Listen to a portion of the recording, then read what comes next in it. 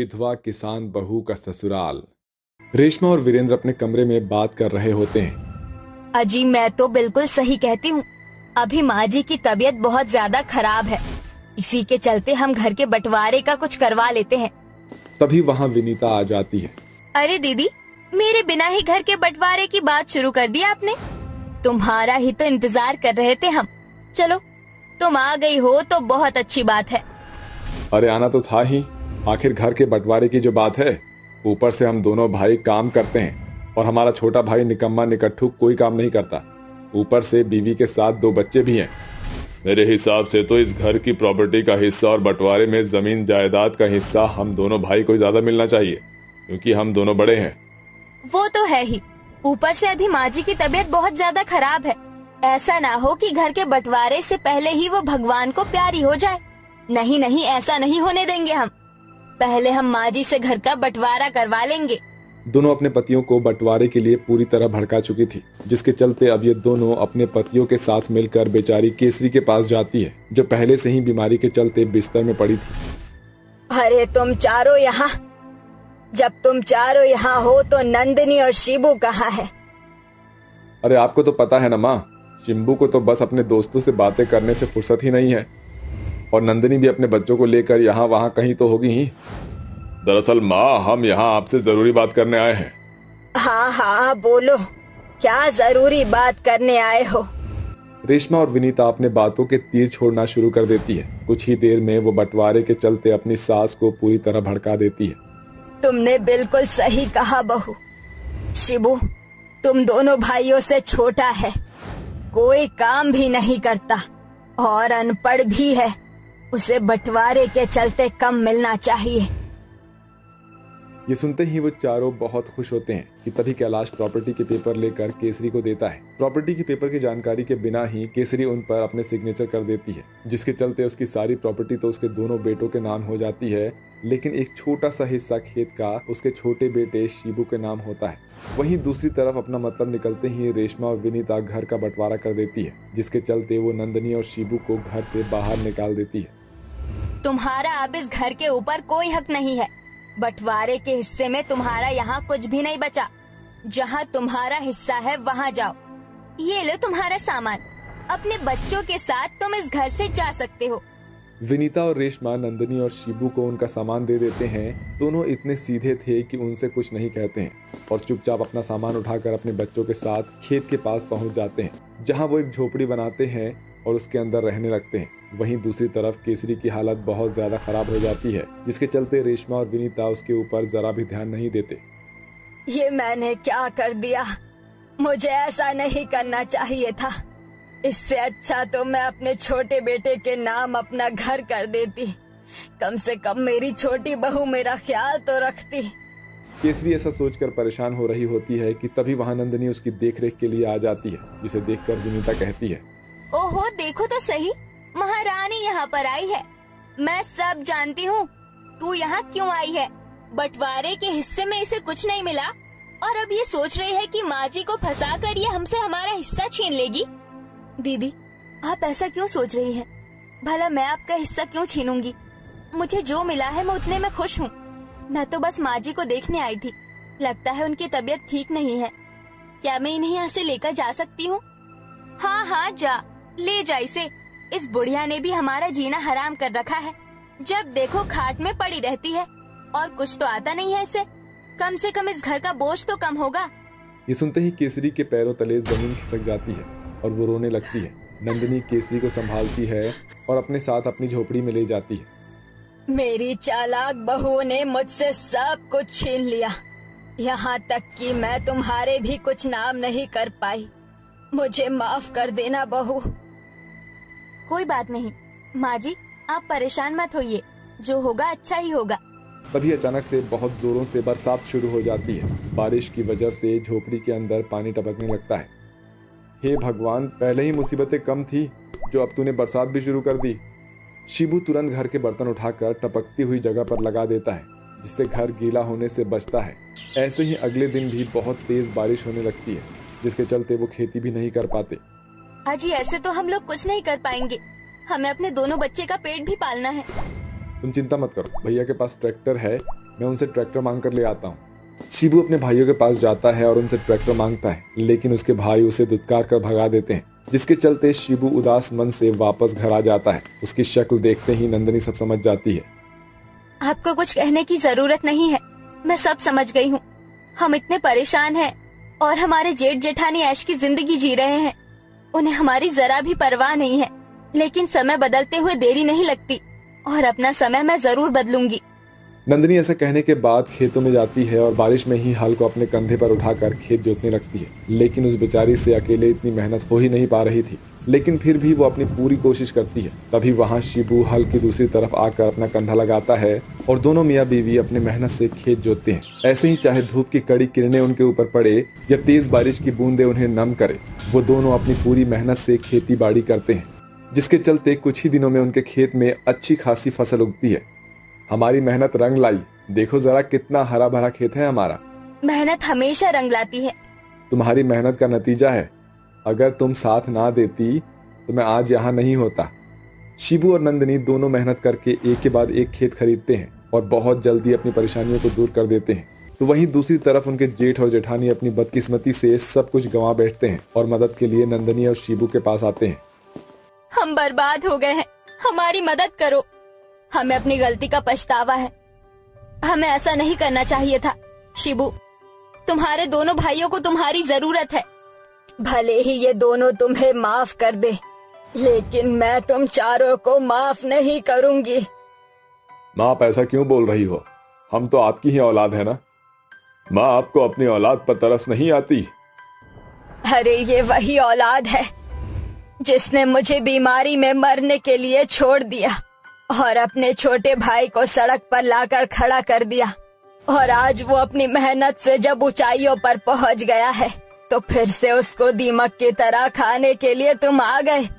चले जाओ यहाँ से, तुम्हारी कोई जगह नहीं यहाँ। केसरी की जली कटी बातें सुनते ही विनीता, रेशमा, कैलाश और वीरेंद्र वहां से जाने लगते हैं, लेकिन तभी नंदिनी उन्हें रोक लेती है। कोई नहीं माँ जी, जो हुआ उसे भूल जाइए।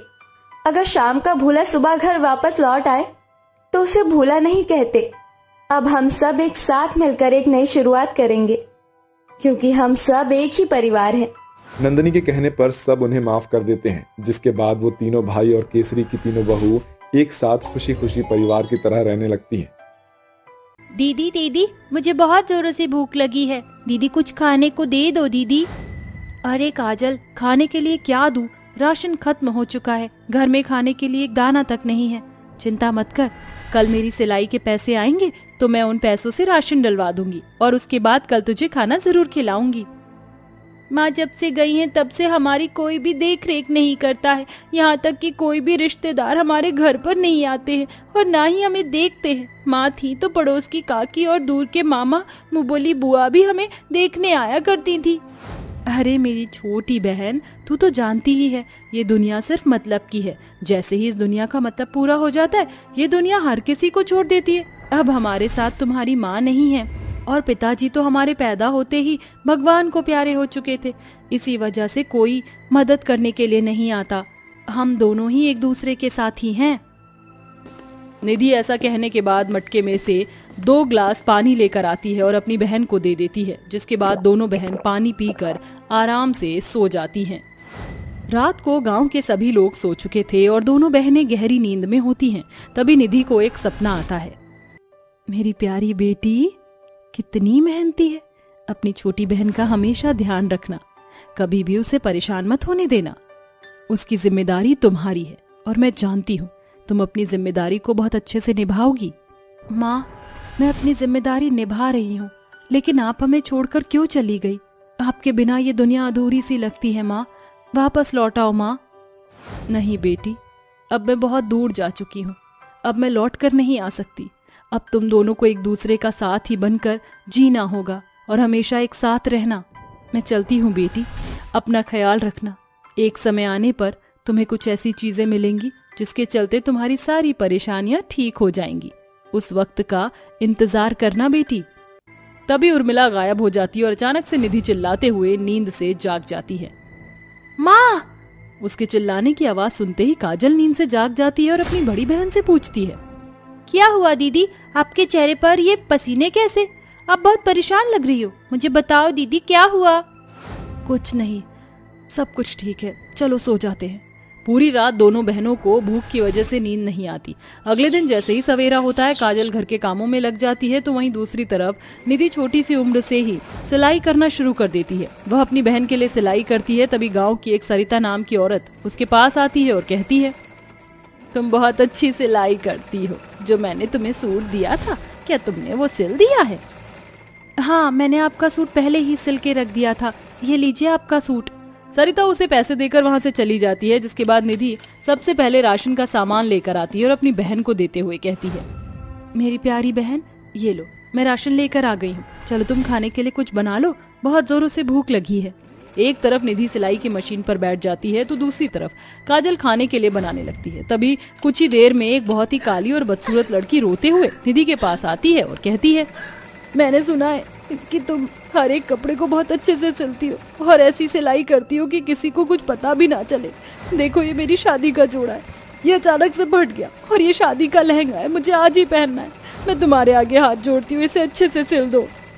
तुम्हें परेशान होने की जरूरत नहीं है, तुम्हारी शादी का जोड़ा मैं बिल्कुल सही सलामत कर दूंगी और देखना, आज तुम इसे जरूर पहनोगी।